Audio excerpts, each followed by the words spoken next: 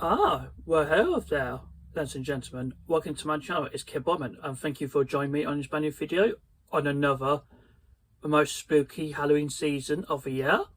As we're looking forward to Halloween next week, the most spookiest night ever on October 2024. So, since I have been previously read Dracula, Ghost Stadium, and Ghostbusters Legion graphic novel so I show guys read I'm going to show you a new book I'll go to you, but I have no idea what it is. You haven't found out yet. So this is Deadly Night. It was written by the British author L.S Matthews. So this is going to be an easy one to read to you. I'm going to have a go for now. So if you're there to join me when I listen to this story, perfect. So let's start reading on 8 chapters and 24 pages. The morning sun came through the curtains. It played on Mel's eyelids as he slept. Mel woke up. He had to think where he was for the moment. Then he came to him. He was in his dad's log cabin. It was the first day of the holidays. He was with his friend Josh. For then, school had finished for good. They hadn't planned for the future yet. Mel's dad had lent them his cabin for summer. The cabin was in the middle of nowhere. He drove them there for their hometown. He would pick them up when they phoned. You might got bored, he had smiled. There's not much here but birds. The news said there might be UFOs, said Josh. Not much goes on up there, laughed Mel's dad. I expected it was fireworks. Have a good time. Then had waved goodbye and driven away. Mel looked over at Josh, asleep in his bunk. Josh liked to sleep in late. Mel was someone who couldn't sit still. He woke up Josh by throwing a shoe. Come on, Josh, it's get firewood, he said. Josh said something rude. Half an hour later, they left the cabin. They saw a squirrel and a few birds. They picked up the bits of dry wood for the stove. Let's go back for breakfast, said Josh. He was always hungry. Good idea, said Mel. I think there's bacon and eggs. They turned back on the path. Suddenly, they were face to face with an old woman. She must have been standing right behind them. They both jumped. Sorry if I started you, she said gently. I suppose you are staying at the cabin. Mel managed a shaky yes. He looked at her more closely. She was tiny, wrinkled up like a dry leaf. Her weight wouldn't break a twig. Mel thought, it's no wonder we didn't hear her behind us. Josh pushed himself together too. Well, Heidi, he said. Where were you here 2 nights ago? She asked. No, said Mel. He wondered if she was going to tell them off. Maybe for leaving litter or making a noise. No, he said again. We came last night. Oh, she said, looking disappointed. I heard someone saw the flying saucer. I wonder you have seen it too. If I see it, I won't report it. They might think I'm balmy and put me away. She smiled and they laughed brightly. She's balmy, thought Mel. Maybe they should put her away, thought Josh. But if you'd seen it too, that would be different, she added. Yes, well, we will keep a lookout while we are here, said Josh. She was standing in their way on the path. Josh was always hungry. Right now, he wanted breakfast. Yes, we will, said Mel. Edging past her, he felt a sudden chill. The sun had gone behind a cloud. The breeze sprang up from nowhere. About midnight it was. She called to them. They say it was spinning silver or lit up. I thought it would land. She sounded like she was talking to herself. 1 minute it was here, then it was gone. She gave a puzzled shake of her white hair. Really, said Mel. Don't go out at night. Don't go now. She was nearly shouting now. She pointed upwards. Death comes from a night sky. Josh had thought she was quite sweet, really. Now he was worried that she was a bit dotty. He was cross too, but because he was hungry, he didn't want to listen. He wanted to get back to the cabin and eat. Mel wanted to laugh at her. He had already made up his mind. It would be boring in the cabin at night. He found it hard to sit still. He liked to take risks and ignore warnings. What neither realized where this would lead. At last, she was out of sight behind them. Josh let out his breath loudly.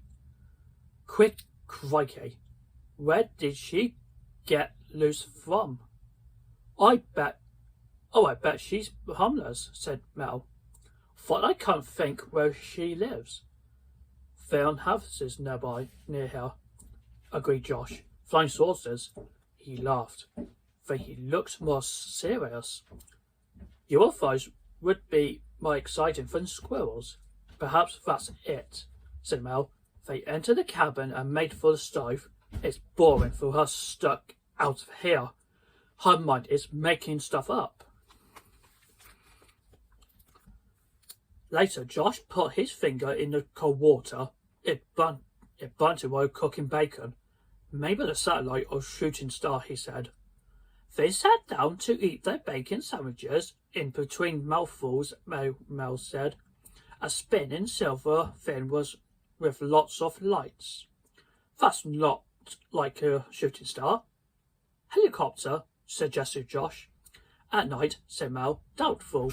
Army or search and rescue, said Josh. Let's stay up till midnight, just in case, said Mel, licking his fingers. Agreed Josh. He was full up, at least for now. We can dose this afternoon, so it's easier to stay up late. It was a decision they were to regret. Mel and Josh had no trouble staying up late. They had slept much of the afternoon. They realised they hadn't a clock. Do you think it's midnight? Asked Mel. Don't know. Feels like it, said Josh. Anyway, will they come at the same time? They? Asked Mel. Well, the army or whatever. Josh shrugged. Mel tried to hide his excitement. Let's go and take a look. Then picked up the big torch. Mel's dad always kept one in the cabin. Josh packed his pockets with chocolate bars. They stepped outside. They were glad they had put on warm clothes. It was colder than they had thought. The trees leaned over them, joining branches. There didn't seem to be much moonlight. They took turns to lead on the narrow path.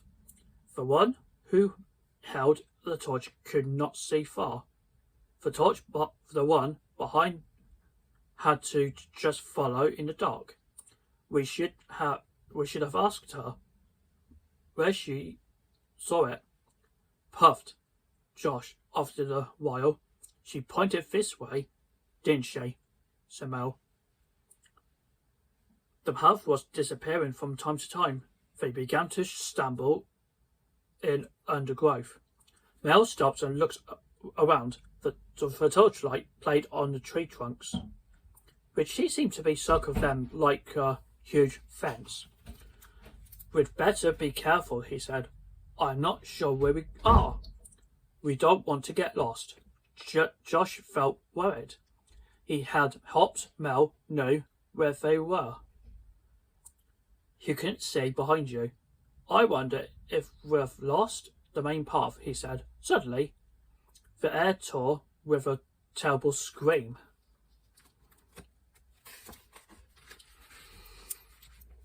Josh jumped and grabbed Mel. Mel had jumped too, but he now remembered. He had stayed at the cabin before. He knew what it was. It's all right, just a fox, he said. Was it being killed? Gasped Josh. His heart pounded. Now, they just make that noise. Let's stop here anyway and wait for this UFO. They crouched down, shivering. They scanned the sky, but it was hard to see. Tree branches met high up. The sky was very black. The dull half moon was blotted out by clouds. They began to feel cold. The ground was covered in dew. They couldn't sit down.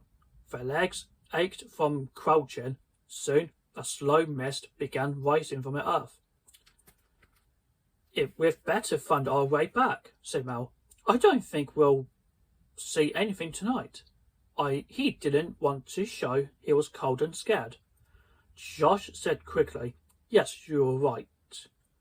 We could always look out of the cabin window.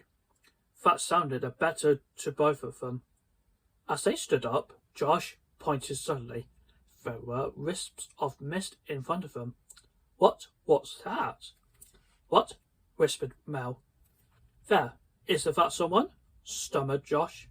Mel could only see swirling mist. It's playing tricks on your eyes, he said. He looked again. To his surprise, there stood a small figure. The old woman gasped Josh. Hello, called Mel shakily. Oh, is it you again? She called cheerfully. She waved and walked towards them. Yes, said Mel. Are you lost? He didn't think someone so old should be here. It was too dark, too cold. He told her so. As she came up, smiling. Oh, I might be all right, she sighed. But you two, you don't know these words. I hope you took notice of what I said. There might be danger. Mel felt a bit cross. If there is danger, shouldn't she be at home? After all, there were two strong lads. Josh was angry. He said quickly, We're just going back. Do you know the way? She asked. We're not too sure, answered Mel. He squinted at her. Do you know the way? I know the words better than I'd like to. Here, I'll point up the path. She walked past Mel and Josh. They shivered from standing still too long. She stood on higher ground and pointed. There's your path. You've wandered off it. Just stick to it, and it will take you back. They hurried past, thanking her. Her quivering voice called after them. You want to be careful. Stay inside now. We will, called Mel and waved. But they didn't go far when Josh called to Mel, Stop. What? Said Mel, alarmed. The chocolate's gone. It must have fallen out of my pockets. Never mind, said Mel, annoyed. There's food in the cabin. Let's get back. But the chocolate, it must be where we'll coast down. I'm going back, said Josh. And he turned and headed back to down the path. No, don't be stupid, said Mel. But Josh disappeared back the way they came. Wait, called Mel. I've got the torch. He tried to hurry after his friend. Maybe the old lady had found the chocolate. Josh hoped not. Perhaps there would be no left. He walked fast, with his head down. Near the place they had met her, he stopped. He seemed much lighter than he should be. He lifted his head. There was lights, walls of them, above him. They made a circle of icy blue in the dark. Now Josh could see a massive silver craft. The beams of light came from its edges. It hovered without sound just above him. He had walked beneath it without realizing. The shock stuck a breath from Josh's body. His throat went tight, then closed up. The ship above him was enormous. It was like a building about to fall on him. His mouth opened, grabbed for air. Mel, away behind, saw the massive ship. Frozen with horror, he saw Josh's mouth open. One night seemed to aim at his friend. There was a hissing sound, a smell of burning. Then Josh wasn't there anymore. Just a smouldering pile of ash. Mel spun around and hurtled back up the track. On and on he ran. He felt something grab his foot. Crash! He fell headlong. Gasping for breath, he tried to free his foot. He turned the torch towards it. It was caught under a fallen tree branch. Sobbing with terror, he struggled and pulled. It was stuck fast. He could not get out. He thought he saw light getting closer. He felt as though he was drowning with panic. He ripped at the laces, and his foot slid free. Mel was up in the flash, running badly. It was hard with only one trainer on. Now, at last, there was a door of a cabin. He hurtled inside and slammed the door. He leaned against it. His breath was loud in the darkness. The mobile in his bag needed matches to light the gas lamps. He shone the torch around and found his bag. Heading for it, he thought. He saw something. It moved in the dark corner of the room. He swung the torch around quickly. The old woman? What are you doing here? He gasped. Waiting for you, of course, she answered. She looked worried and sounded like his gran. I want to check on you. Got back safely? Oh, thank God. Is your house near here? Let's go there. It's safer, babbled Mel. Where's your friend? What's happened? Asked the old lady anxiously. Poor Josh. They killed him. Mel gasped. Her hand went to her mouth in horror. No, Mel didn't want to frighten her. I must phone my dad and the police. Where's your house? Oh, too far to walk to, said the old woman. She shook her white hair. Mel stared at her, puzzled. Then, why were you out in the woods? By accident, she said, moving closer. It's all right. They have came to pick me up. I have been waiting a long time. It's important that nobody knows, though. I am sorry, but... As she spoke, she moved towards him. Her eyes began to glow strangely blue, like a spaceship's lights, thought Mel. No, she screamed. But it was too late to do anything. The old lady, stepped calmly towards the door. She had a spaceship to catch, and she must not miss it. In the path was a pile of smouldering ash. She carefully swept it aside with her foot. It wouldn't do to leave the mess. No, would it?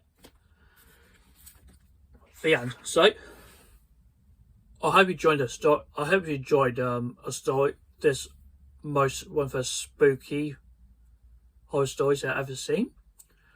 Well, it seems quite a bit scary about two boys like Mel and Josh. stayed in the wood, stayed in the cabin in the dogwoods. Well, if you enjoyed it, please write your comments down below. And also, please remember, don't forget to subscribe to my channel and hit the bell notification, and don't miss out my future contents. If you check out my social links just below the video description, as you already noticed from the intro already, there is Pinterest, Facebook, Instagram, Twitter and TikTok. You can support me there. I'd really appreciate you guys. So, okay guys, so I hope you enjoyed this video, and thank you so much for watching and listening to this story, and see you soon. A happy Halloween.